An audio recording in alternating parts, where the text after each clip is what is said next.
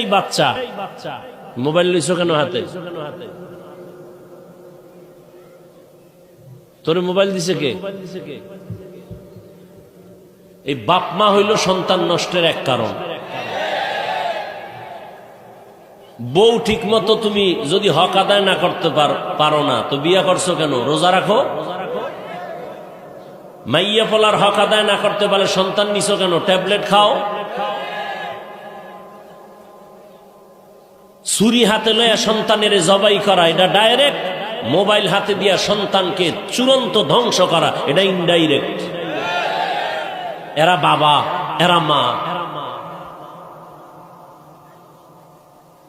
কয়েকটা সন্তান বোবা হয়ে রইছে, কোটিপতি। সেদিন এক এসপি দোয়া চাইতেছে, হুজুর দোয়া কইরেন। তো পাশে হের বন্ধু আবার আমার ওয়াজে নিছে। কি সমস্যা? কয় সন্তান, আমার সন্তানের কঠিন অবস্থা। এই এলাকায় একটা সন্তান নিয়ে এসে হুজুর দোয়া করেন, একটু তেল ভরা পানি ভরা দেন। কথা কয় না সন্তান। বছর কত বয়স? 3-4 বছর হয়েছে। কথা বলে না কেন? মোবাইল দিছো না। তো তেল ভরা পানি কেন? জুতা ভরা দিল তোর ছেলে কথা বলবে। হাসেন আপনারা। একটা বয়ান আমার জীবনে নাই যে মোবাইলের বিরুদ্ধে বলি নাই। এই মোবাইল কি তোমার শুধু রাতের ঘুম নিছে? প্রত্যেকটা যুবকের চেহারার মধ্যে কোনো নূর নাই, আলো নাই, উজ্জ্বলতা নাই। সারা রাত্র মোবাইল চালায়া কবিরা গুনাহ কইরা চেহারাটা নষ্ট করে ফেলছে। এই মোবাইল দিয়া চেহারা খালি নষ্ট।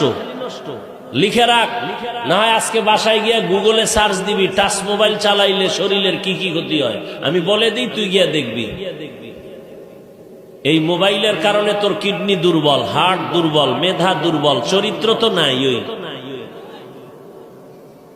এক মোবাইলের কারণে মায়ের সাথে কত বেয়াদবি করেছো হিসাব কর। বাবার সাথে কত গাদ্দারি করেছো, শিক্ষকের সাথে বেয়াদবি, আলেমের সাথে বেয়াদবি।